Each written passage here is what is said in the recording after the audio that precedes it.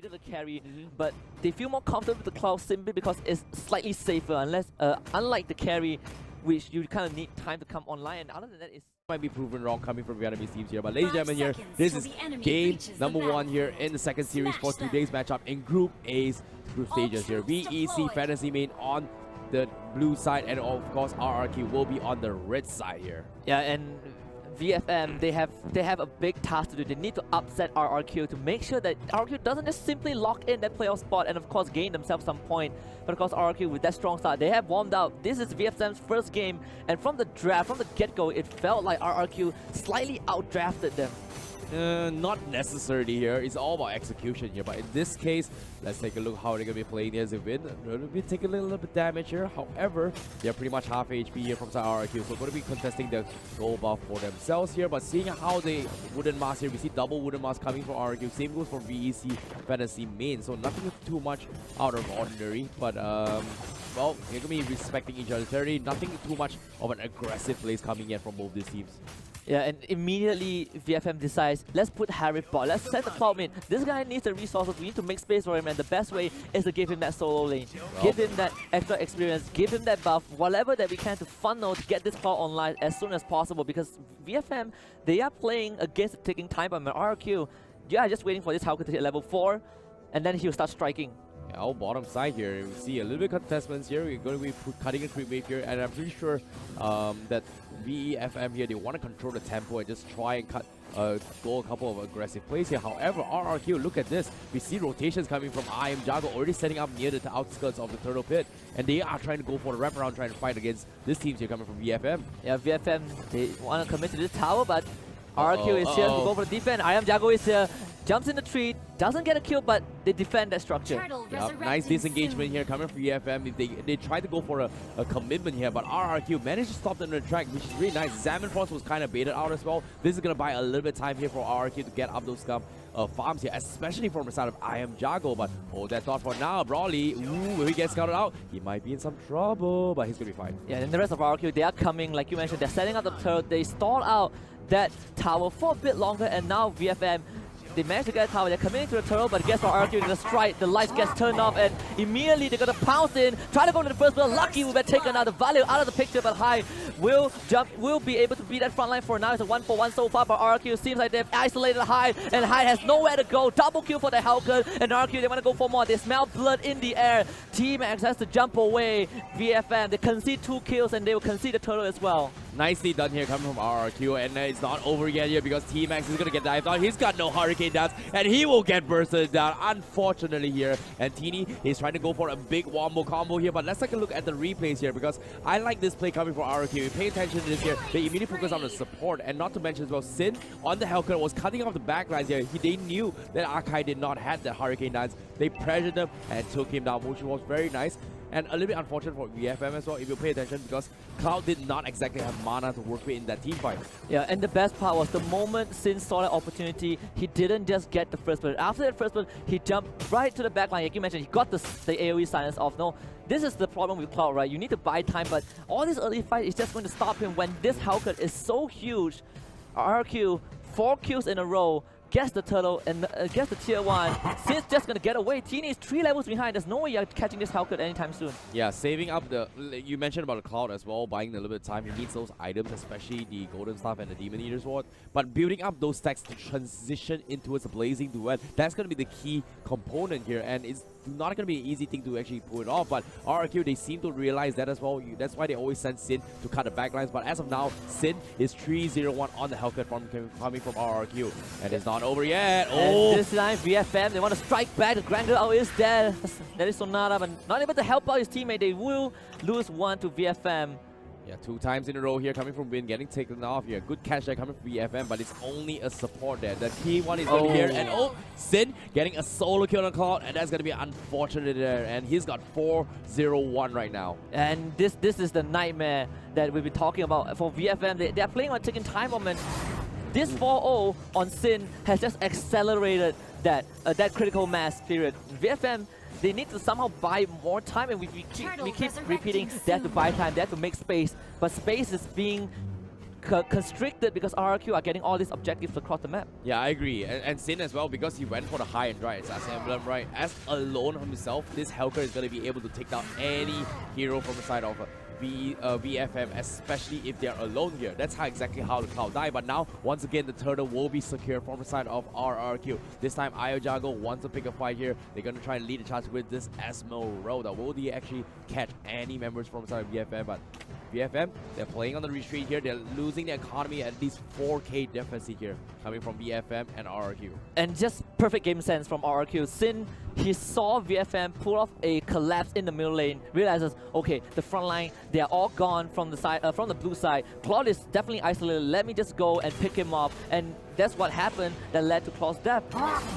Now it's going to be RRQ again gaining the lead. They're going to extend this goalie as much as they can. They're not in a rush. They already hit that critical mass earlier than expected. Now Kai's going to get the pull as well. Lucky, not so lucky this time. Hylos will be the one taking that out.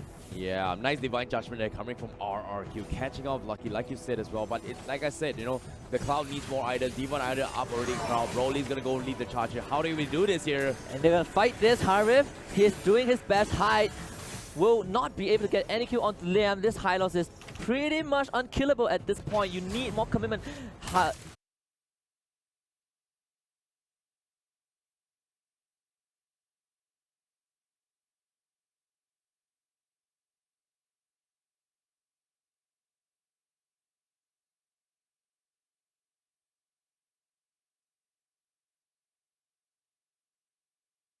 Thank God that Sin was not there, but even so, it kind of proved that how RRQ are so far ahead that VFM just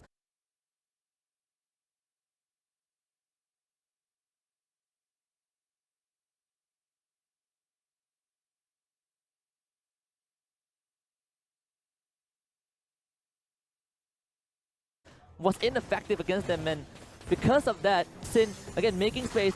You're kind of playing like they're trying to play like this Marsha 4-1 composition, even though it's not the Marsha, but because again Sin has such a big lead, he can go across the map. And VFM, they cannot just send one guy to deal with this Helker. They need 2 or 3, and you need to make sure you keep this Cloud out of the business. Yeah, definitely here. Speaking of out of business here, because I feel like they have a lot to worry about here. Because right now, who should they focus? Is it going to be Esmeralda or is it going to be the Helker here? And right now, because they were confused in this kind of confusions, it's hard to make a decision here. It's all down towards how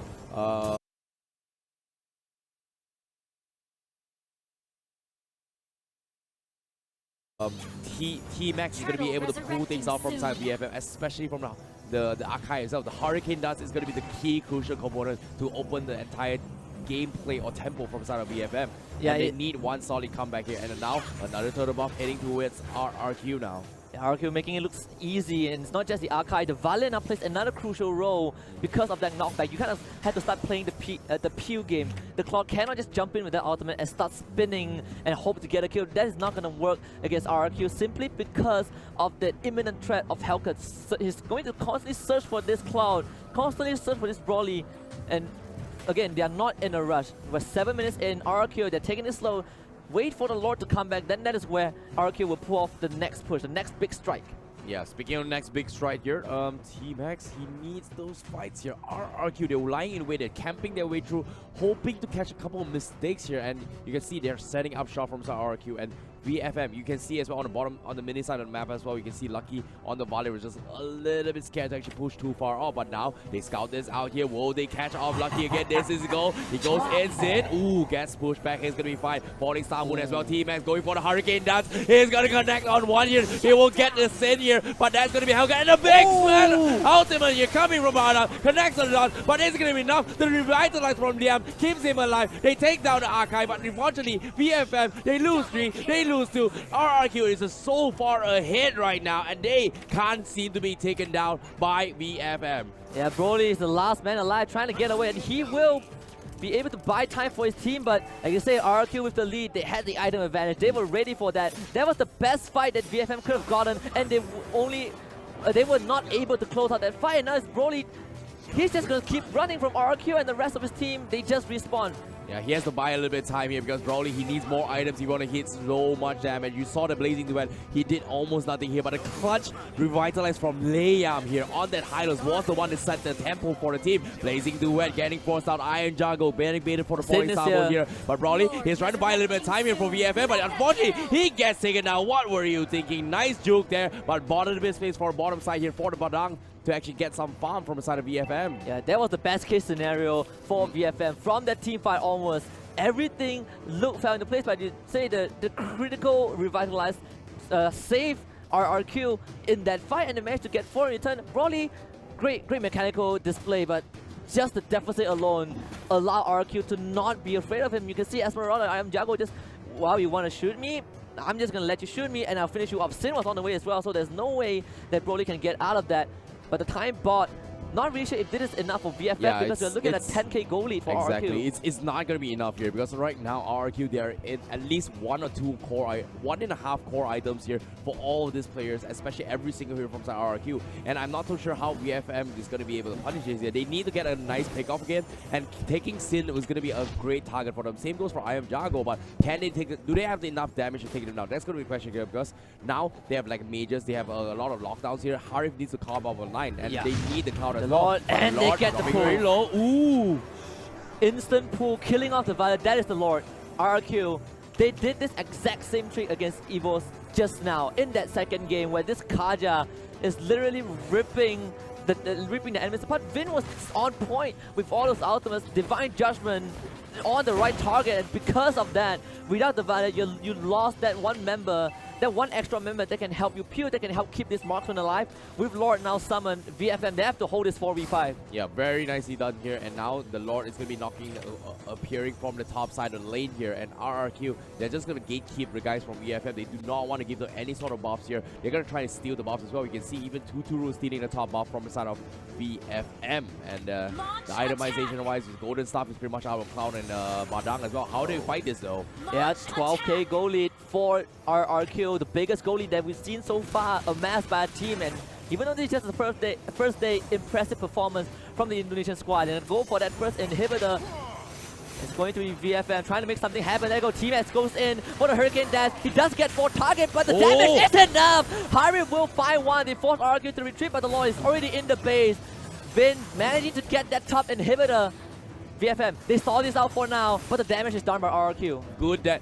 Good defense there coming from VFM as well. What a huge out there coming from Teeny as well. Did the damage on, but once again, Liam with the clutch revitalize. He can't be taken down. They lost one member, but that's about it. And VFM, they need to slowly but surely drag this out fight here. But look at this, one big ultimate here. Everyone was so low. The revitalize there keep him alive, but everyone backed out alive.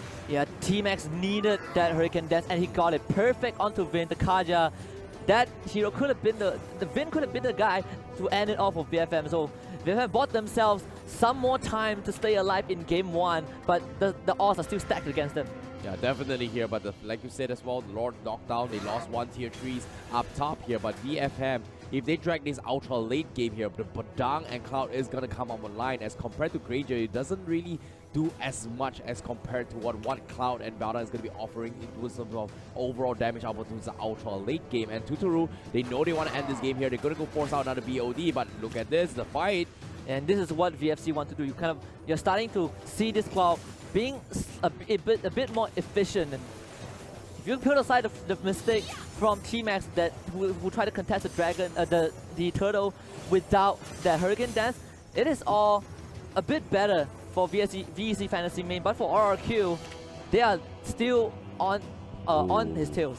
That's a crucial item here coming from VFM. Divine Glaive up onto its height already on that Harif, and the Harif is going to pop up a little bit more. And Tuturu also getting the second Blade of Despair as well in this next team fight. This is going to be a crucial fight here coming from VFM and RRQ, and they have the dominance eyes on Liam just to try a little bit of slow to actually buy time for the team to actually snowball their way through. But VFM, they just need that one lucky hero. It's either Zin, Tuturu, or even I Am Jago to get picks off first. This is where they will slowly make their comeback, if and only if they pull it off. And this is where T-Max and Teeny need to make the same magic trick again. They need to go Houdini once more, but this time they can't just get Vin. They can't just get one member from RQ. They need to get the course. They need to at least be able to kill off half of RQ to even have a chance of staying alive. And with the all stacked against them right now, with how things are, Tuturu is just going to continue the split push on the top side of the map, and VFM, they are far away from base. This is where RRQ can consider collapsing on them. But luckily, Sin is not around just yet. Oh, they have Immortal Arm Liam. They're not afraid here, but unfortunately, the buff actually gets stolen. Oh no. VFM, they needed that buff here if they want win the next 2 team fights here. And RRQ, but they found someone. Here, but Hurricane Dance. And it's going to be VFM pulling the trigger once more. They're going to go for Vin. Vin somehow survives because of Vitalize. Liam in everyone, but there is it. Vin and Esmeralda will kill off 2 members of VFM while the rest of RRQ stay alive. They find the fight that they need, and guess what? This is the second Lord for RRQ. Oh, nicely done there from RRQ. Great attempt there with the Hurricane Dance, but unfortunately, it was just too hard to fight here. The Helker is just too great to go. Divine Judgment on Pride win here, but he doesn't care. He's got Immortal. He can tank the tower. Why not? Worth it here. Tuturu gonna poke the tier 3s, and slowly but surely, they take the Lord as well on RRQ. They're thinking about closing the game, but Tuturu, oh! Wow! The Death Sonata from Tuturu. Here comes Iron Jago. He wants more. Tier 3s are down. Another one in the middle. VFM, how will they defend this? Lucky and Teeny still alive, but the Crystal is gonna be game. RRQ takes game number 1.